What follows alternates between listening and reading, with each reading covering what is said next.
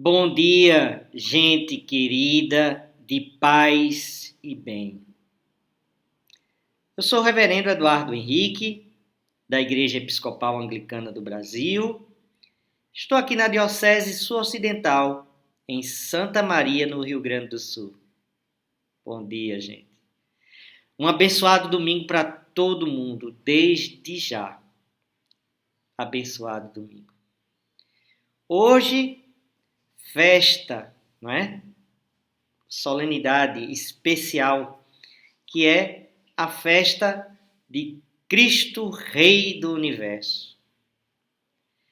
Ano passado, mais ou menos por essa época, eu fiz um programa sobre a questão do Cristo Rei do Universo, não é?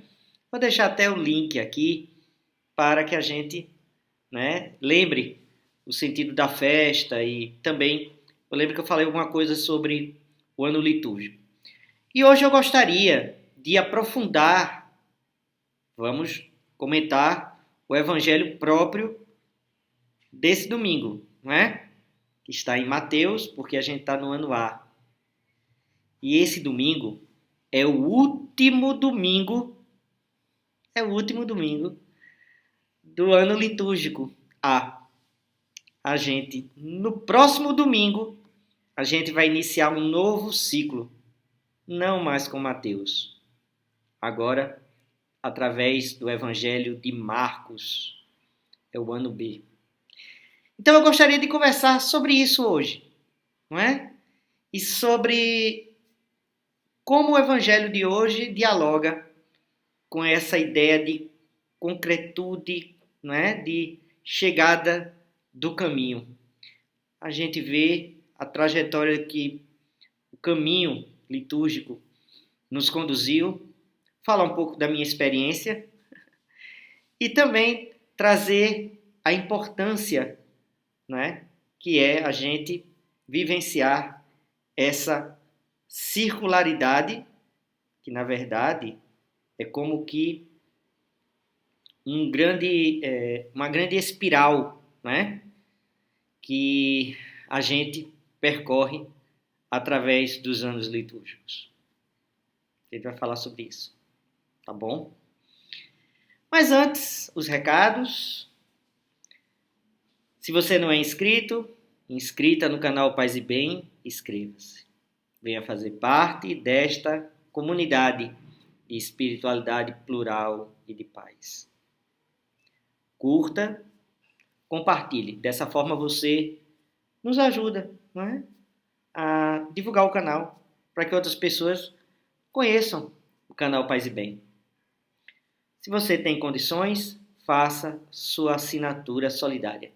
Tem um link também aqui na descrição do vídeo. Você faz a sua colaboração, tá bom? E se você já é assinante, minha gratidão, nossa gratidão, tá? Mas o que é, então, Cristo Rei do Universo, né? Ano passado, nós falamos sobre Cristo Rei do Universo e sobre como, de repente, essa festa surge num contexto de neocristandade, né? No ambiente católico, e ao longo do tempo foi adquirindo um novo sentido, principalmente, né, através do movimento ecumênico, e aí através do diálogo ecumênico, e através, particularmente dentro da Igreja Católica Romana, com a questão de Vaticano II, essa solenidade adquiriu um novo tom, uma nova abordagem, né? Uma nova hermenêutica. Ela foi entendida de outra forma, tá? Mas é bom que a gente perceba que essa festa de Cristo, Rei do Universo, surge no pontificado de Pio XI, né? 1925, como uma forma de contrapor ao processo de laicização, né, da sociedade, ou seja, a separação de igreja e Estado. Então, era afirmar que, sendo Cristo, Rei do Universo, ele é o governador supremo está acima de todos, né? Governador supremo dos governos temporais do mundo. Bem, isso mudou. Não é assim que a gente comemora, não é? E aí, nesse vídeo que eu falei, eu vou deixar o link aqui, você tem curiosidade para ver como é que é relida, né? Essa solenidade, eu acho que é bem legal, tá?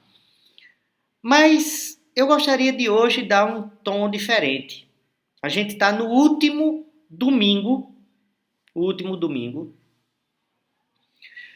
do ano litúrgico A. Né? E nesse ano litúrgico, que começou no Advento, lá, né? Final de novembro, início de dezembro do ano passado, a gente começou as leituras do Evangelho serem o Evangelho de Mateus. Agora, a gente vai para Marcos. Isso como é que acontece? Isso acontece não é por uma escolha aleatória, não. É porque o Evangelho, primeiro o Evangelho, não do ponto de vista histórico, mas do ponto de vista da apresentação nas Bíblias, né? É o Evangelho de Mateus. Olha aqui, ó, Evangelho de Mateus, tá? Mateus. Aí depois vem Marcos, tá vendo? Depois Lucas. Ano A, ano B, ano C e João, que é o quarto, fica com os textos intercalados entre os textos. Basicamente é isso, tá bom? Então é fácil, né? Então, é uma convenção. O ano A começa e tal, aí depois vem o ano B, o ano C. Pois bem, quando eu frequentava a missa, quando eu frequentava o culto, e não tinha assiduidade, né? Nas celebrações, essas coisas, essas seleções de texto não faziam o mínimo sentido, confesso.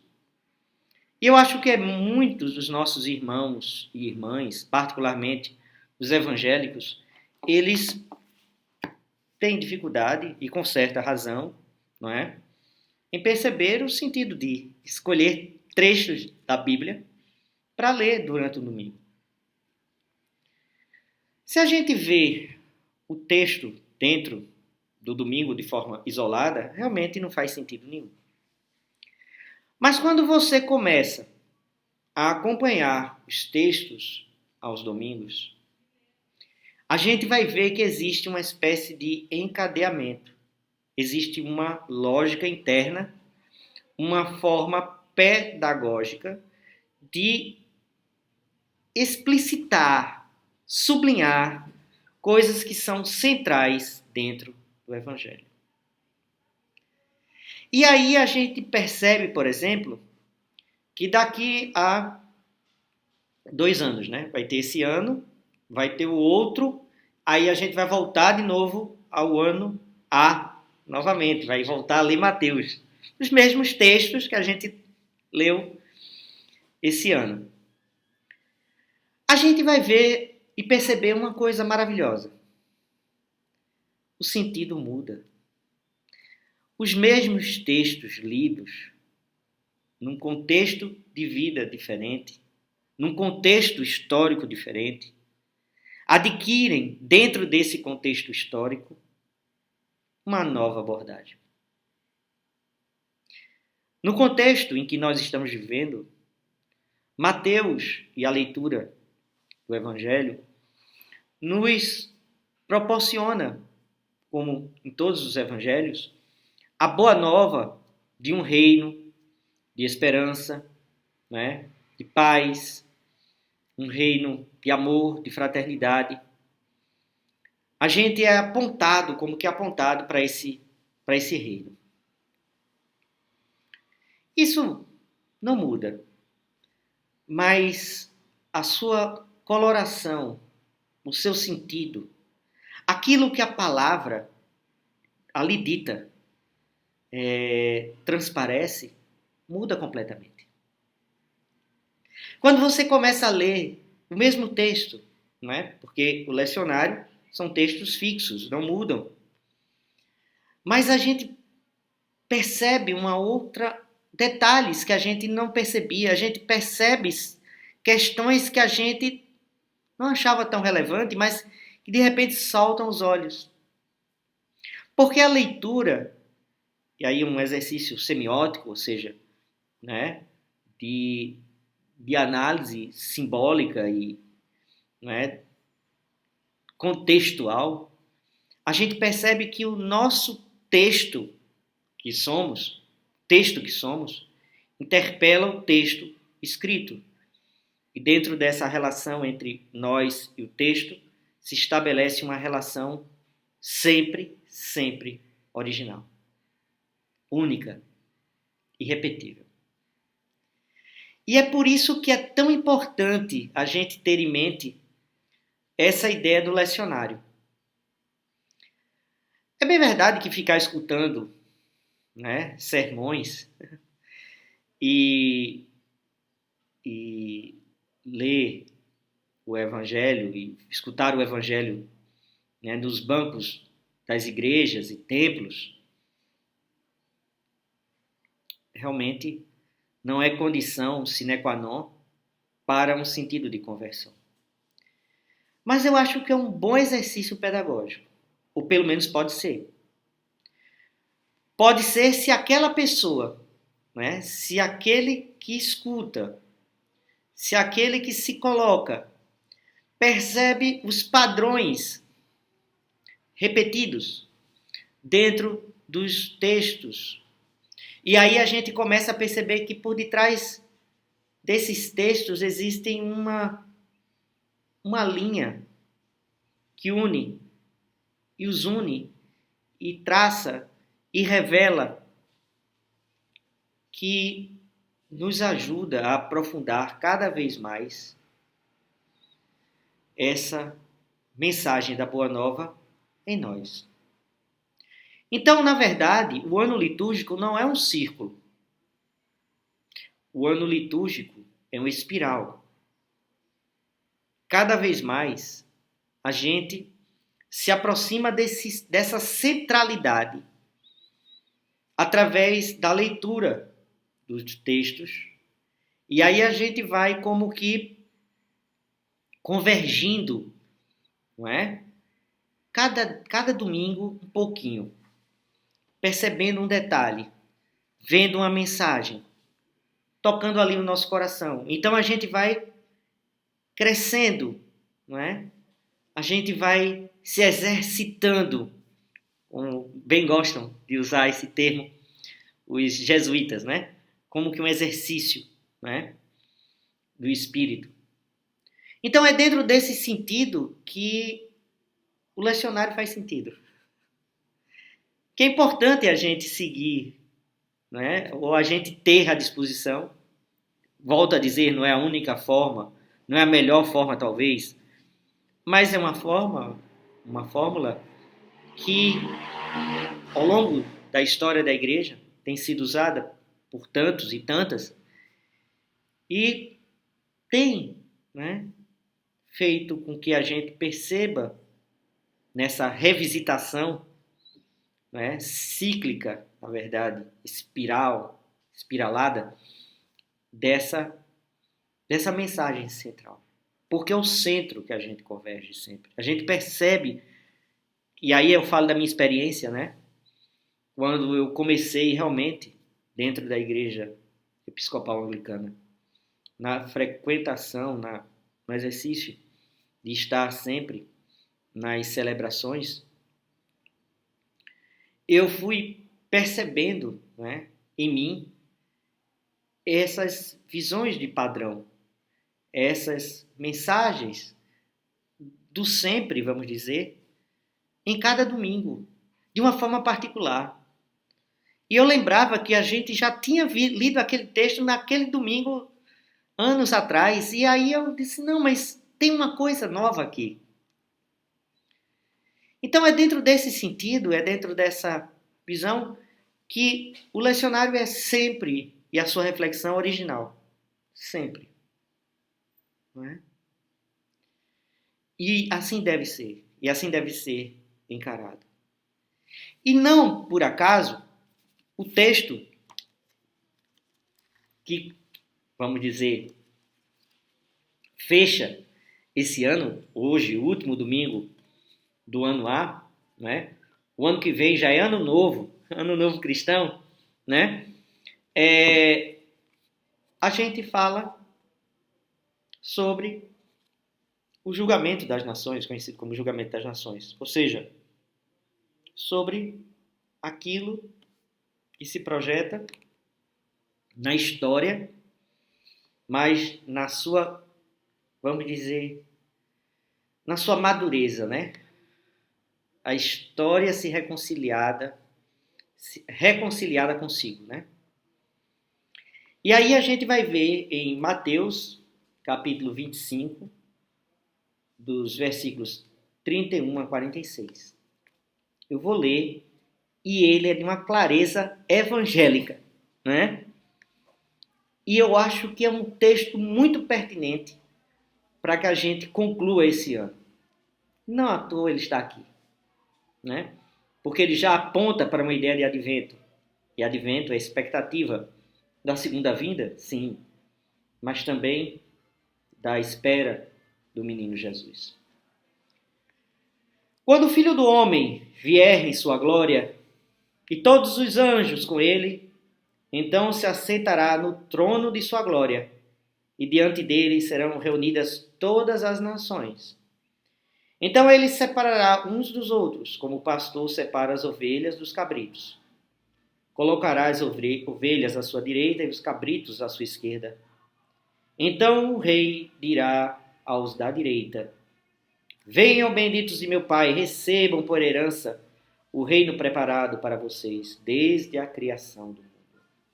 Então vocês veem aqui que a direita dentro do imaginário, né, real, das realezas, é sempre o lugar do príncipe, né, daquela que é a autoridade maior, né, depois do rei, né? Então é um lugar de muito prestígio. Então ele diz, olha, tenham benditos, né? Venham aqui para o reino que foi construído para vocês, o reino dos céus, o reino de Deus. E aí dizem, veja, vocês que frequentaram os cultos da igreja episcopal, vocês que foram para a missa, vocês, né, que pagaram dízimo, vocês que fizeram.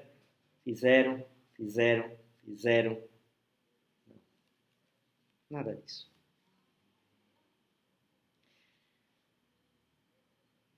Por que eles se sentam no lugar de prestígio?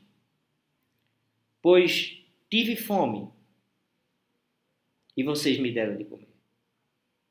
Tive sede e me deram de beber. Era estrangeiro e me acolheram. Estava nu e me vestiram. Estava doente e me visitaram. Estava na cadeia e vieram me ver.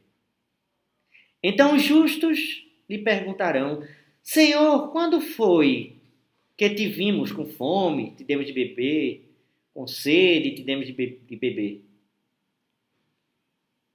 Quando foi que te vimos estrangeiro e te acolhemos, nu e te vestimos? Quando é que te vimos doente ou na cadeia, Senhor, e fomos visitar-te?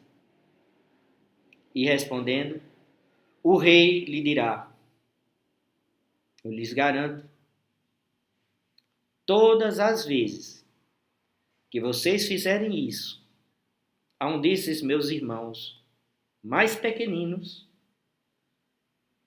foi a mim que fizeram.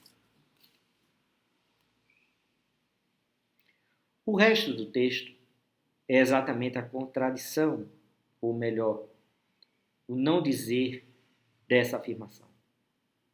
Aqueles que não tiveram esse lugar de honra no reino perguntarão, né? Mas por que então, não é? A gente não tem esse lugar de prestígio? E aí a resposta é: eu tive fome e vocês não me deram de comer, tive sede e não me deram de beber, eu era estrangeiro e vocês não me acolheram, estava nu, não me vestiram, estava doente e na cadeia, e vocês não me socorreram. Então também esses responderão, dizendo: Senhor, quando foi que te vimos com fome e com sede, estrangeiro, ou nu, doente ou na cadeia, e não te servimos? Ele respondeu: Eu lhes garanto, toda vez que vocês não fizeram isso a um desses meus pequeninos, foi a mim que não fizeram. Então estes irão para o castigo eterno e os justos para a vida eterna.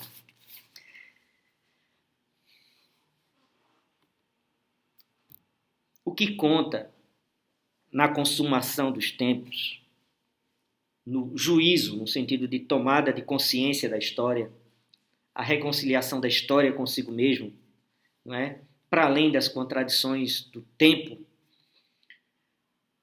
é a dimensão do tempo Cronos, é a percepção de que o que conta, o mais essencial, é o que nós, durante todo esse ano, falamos. E vocês podem olhar todos os programas do domingo, e aí vocês vão ver que há um tema recorrente: misericórdia, compaixão, solidariedade, acolhida, respeito, fraternidade, reconhecimento,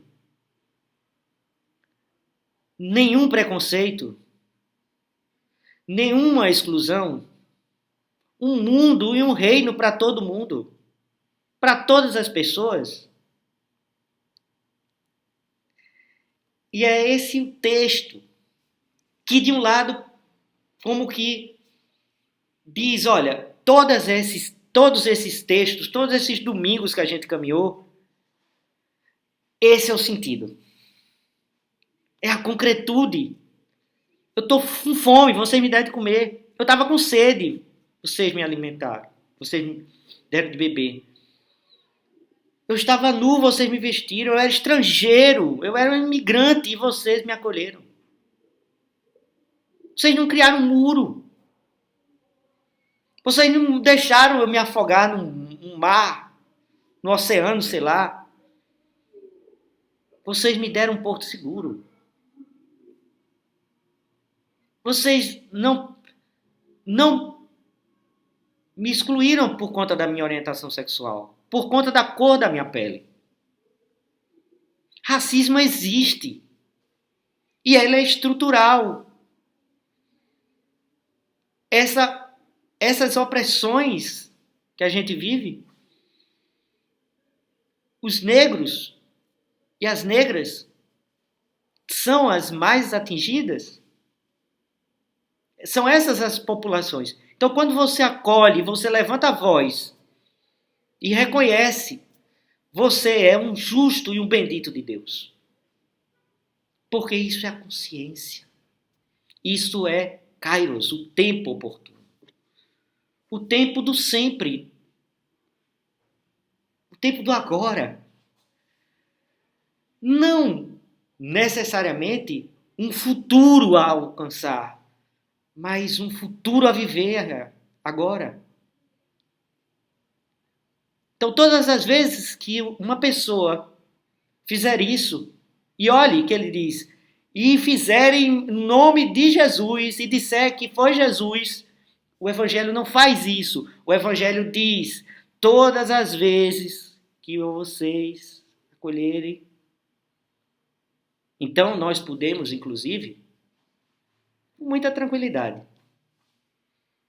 A gente vai ter muita surpresa quando, não é, estivermos na plenitude do tempo e olharmos e vermos nessa infinidade de nações pessoas que não é, se pavonearam e se arvoraram a serem seguidoras de Jesus. Sim. E aí a gente vai ver gente de todas as crenças, até quem não crê no Rei. Por quê? Por que, Senhor? Eu estava com fome, me deste de comer. Eu estava com sede, me deste de beber. Eu estava sem roupa e me vestiste. Eu estava doente e me visitaste. Eu estava encarcerado e você foi me socorrer. Não é? São questões que a gente precisa. A gente não precisa distorcer o texto. Está claro, transparente. É difícil, Eduardo, como é complicado, mas eu tenho. Senhor, Senhor, pois é, Senhor, Senhor. Mas essa é a verdade. É isso que conta, isso é essencial. E isso é o fechamento do ano litúrgico. Então, para a gente não se adiantar muito, né? O tempo corre. Vamos fazer aquelas 5 respiraçõezinhas. Tá bom? Coluna ereta. Mente quieta. Coração tranquilo. Concentrado na respiração. Vamos inspirar. Expirar. Trazendo sempre na mente o mantra. Tá? Palavra. Amém. Amor. Jesus. Né? Maranata. Tá bom?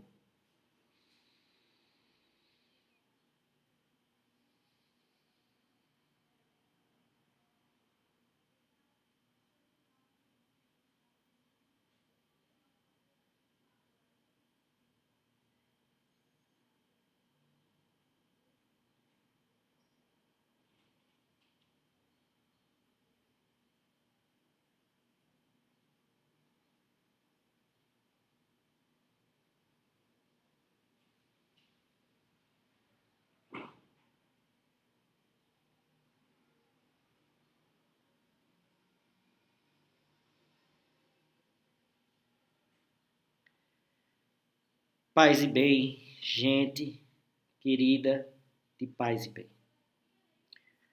Um domingo verdadeiramente abençoado. Que Deus, Jesus Cristo, Rei do Universo, abençoe a todas as pessoas. E, nesse sentido, a gente possa exercitar, né, essas práticas, esse exercício do Rei. Porque isso é o que nos move à fé. A verdadeira fé movimenta ao exercício e nos faz pessoas que, para o mundo, como bem lembrou o apóstolo Paulo, são loucas e loucos de Deus, né? Pessoas que vivem realmente essa compreensão de que não tem paz nesse mundo. Que Deus, infinito amor e infinita misericórdia, abençoe a todo mundo. A gente se encontra mais tarde, às 21 horas, na nosso momento de oração. Tá bom? No final do dia. Que Deus abençoe em nome do Pai, do Filho e do Espírito Santo. Amém. Paz e bem, gente. Paz e bem. Um domingo abençoado, uma semana maravilhosa. Tchau, galerinha de paz e bem. Tchau.